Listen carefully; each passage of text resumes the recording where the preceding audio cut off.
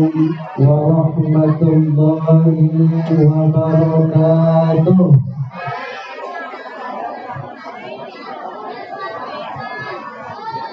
Jawab salam di ujung pintu, yang tidak jawab salam berarti lagi buntu. Assalamualaikum warahmatullahi wabarakatuh.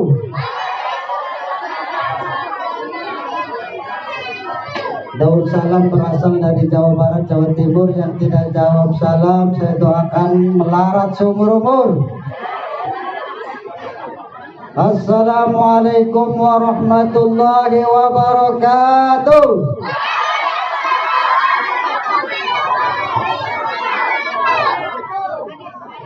Bismillah walhamdulillah wassalatu wassalamu ala rasulillah Sayyidina wa maulana Muhammad ibn Abdullah wa ala alihi wa sahbihi wa mawalah, amma ba'du. Qala Allah ta'ala fil Qur'anil Karim, a'udzu billahi minasyaitonir rajim, bismillahirrahmanirrahim.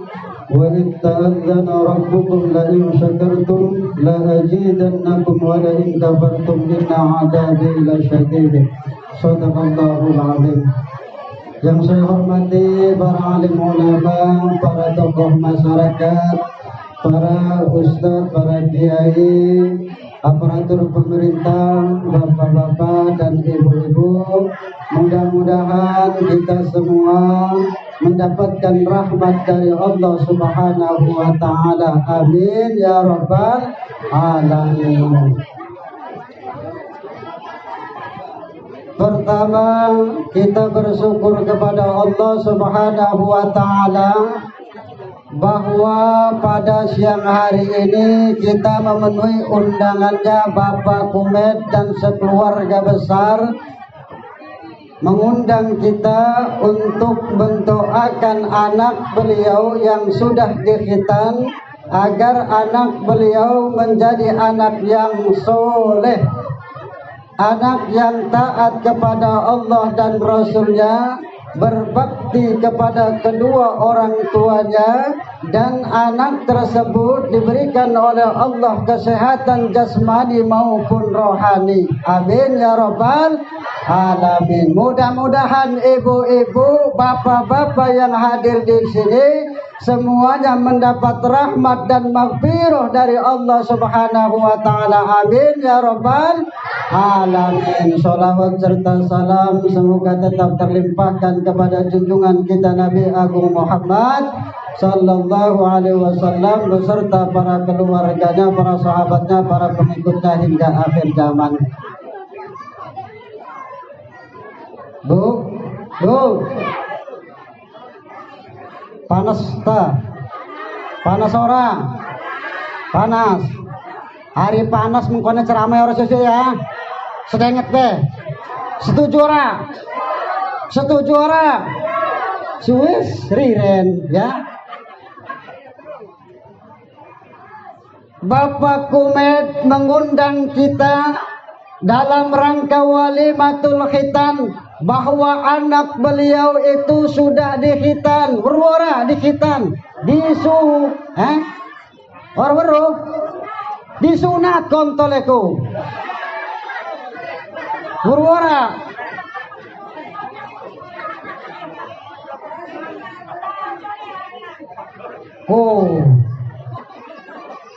dikhitan, disunat, tetapi dalam ajaran agama kita, walaupun kata-kata ini tidak sesuai, tetapi ini adalah ajaran agama ya. Bahkan dalam ajaran agama sampai kelentit diomongakan.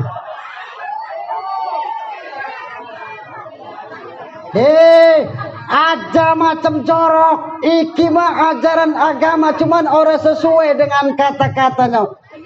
Betino disunat apa tidak? Disunat.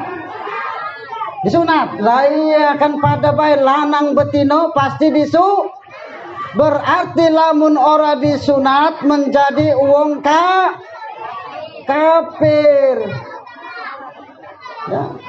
Jadi lanang betino kabeh-kabeh gadis sunat. Ya. Tetapi lamun uang wadon disunate ap ditonton ta ora? Tidak. Kalau betino tidak ditontonkan, tapi kalau lanang dipamerkan, diperlihatkan. Coba kalau ada gadis nak disunat pasti rame. Kira-kira kalau ada wanita yang hendak disunat diumumkan, wahai bapak-bapak, Markona disunat besok. Gadis kita ada nama Markona. Woi, maaf, tidak sengaja, maaf. Misalkan ini ya, besok nak disunat pasti rame lanang nonton. Nah, cuman itu tidak boleh ya. Kalau perempuan disunatnya itu harus diam-diam, ya diam-diam. Kaki kalau tidak diam-diam rame wong nonton. Ya itu. Ini ajaran agama kita untuk membersihkan. Ya. Jadi lanjutnya tentang kebersihan. Ya. Kebersihan di khitan agar apa? Agar bersih. Kalau dia berwudu tidak ada lagi najis dalam alat kelaminnya, tidak tersisa, dan itu pun menurut kesehatan akan terhindar dari penyakit yang tidak diinginkan. Ya, itu dalam kesehatan. Orang yang pertama kali dikhitan siapa? Orang yang pertama kali dikhitan adalah Nabi Ibrahim, Bu. Bukan mengribut, bukan. Tapi Nabi Ibrahim, tetapi kalau mengribut sekarang nak disunat tidak apa-apa. Nak double. Nabi Ibrahim disunat make apa? Make kampak. Nabi Ibrahim disunatnya make kampak. Coba kalau kita anak kita disunat pakai kampak, belum ladis datang pasti dia berlari. Betul lah? Betul lah? Ini gergaji, wih tambah parah. Ya. Inilah ajaran agama kita, sungguh indah ya, untuk kebersihan. Ya. Yakni anak dikhitan. Sebagai syiar agama kita, yakni agama Islam, sebagai ajaran dari Nabi Ibrahim, diteruskan oleh Nabi kita Muhammad sallallahu alaihi wasallam. Ada juga riwayat yang lain, yang pertama kali orang yang dikhitan itu adalah Nabi Adam. Setelah dia memakan buah khuldi, lalu dia mengkhitan, dihukum oleh Allah. Dihukumnya memotong sebagian dari tubuhnya, yakni apa? Yakni dikhitan. Nah itu. Tetapi yang terpenting bagi kita itu adalah melanjutkan millah agama Ibrahim, dilanjutkan oleh Nabi kita Muhammad sallallahu alaihi wasallam. Kemudian kita sebagai umatnya kita ikuti, ya. Dan yang terpenting mendoakan anak ini menjadi anak yang soleh, anak yang taat kepada Allah, taat kepada Rasulnya, taat kepada kedua orang tuanya. Makanya Bu, Nabi Daud itu berdoa kepada Allah, ya Allah, aku berlindung kepadamu dari 4 hal, dan aku berlindung kepadamu dari 4 hal. Dan dia, Nabi Daud, berdoa kepada Allah Subhanahu wa ta'ala, meminta Nabi Daud kepada Allah Yang pertama, dia berdoa agar lisannya selalu berzikir, hatinya selalu bersyukur, badannya selalu sabar. Dan yang keempat, meminta agar mempunyai istri yang dapat membantu dalam urusan dunia dan urusan agama. Ya, ini jadi memohon kepada Allah Subhanahu wa ta'ala. Kemudian beliau juga berlindung kepada Allah. Yang pertama, berlindung agar jangan sampai mempunyai anak yang durhaka. Siapa sih ibu atau bapak kalau punya anak, anaknya menjadi anak yang durhaka? Betul lah Bu? Betul lah Bu? Pasti ibu-ibu walaupun penjahat, walaupun rampok, tukang nyolong, ya, pasti tidak menginginkan anaknya menjadi anak yang durhaka. Betul lah? Makanya Nabi Daud alaihissalam berdoa kepada Allah, ya Allah, aku berlindung kepadamu dari anak yang menjadi tuan, artinya menjadi majikan. Coba bayangkan kalau ibu-ibu punya anak, kemudian anak menjadi orang kaya, menjadi orang yang punya uang, biasanya ibunya menjadi pembantu. Betul lah? Ada tak di sini? Ada tak di sini? Kalau anaknya sugih, anaknya punya uang, orang tuanya jadi pembantu. Ada tak? Ini makanya Nabi Daud berlindung kepada Allah dari anak yang semacam ini.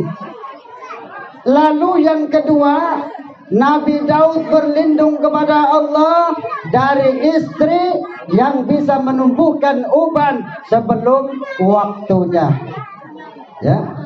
Bagaimana istri yang bisa menumbuhkan uban suaminya sebelum waktunya? Artinya istrinya selalu membuat pusing suami. Akhirnya suami masih muda, belum umur, belum tua, tumbuh uban, rambutnya putih semua. Ya, ini makanya berlindung kepada Allah Subhanahu wa ta'ala. Lalu yang ketiga, yakni berlindung Nabi Daud kepada Allah Subhanahu wa ta'ala dari harta yang membuat dia kerusakan, yang membuat harta yang dia miliki celaka. Artinya harta tersebut tidak bermanfaat, dipergunakan untuk maksiat. Berlindung Nabi Daud. Kemudian yang terakhir, Nabi Daud berlindung kepada Allah dari tetangga yang apabila melihat kebaikannya ia sembunyikan, kemudian apabila dia melihat keburukannya lalu ia sebarluaskan. Kira-kira ada tak tetangga yang seperti itu, Bu? Ada tak? Kata, ada tak yang seperti itu? Tetangga apabila melihat tetangganya berbuat baik ia sembunyikan, tetapi apabila dia melihat kejahatannya lalu ia sebarluaskan. Ada tak di sini? Ada tak? Kata, ada tak? Kata sini, ada di sana jauh. Ya, makanya kita ini kalau punya suami, rajin-rajinlah kita membantu suami. Membantu suami bagaimana? Membantu suami agar menjalankan ketaatan kepada Allah. Membuat istri kita, membuat istrinya, artinya bisa membantu suaminya dalam hal kebaikan. Sudah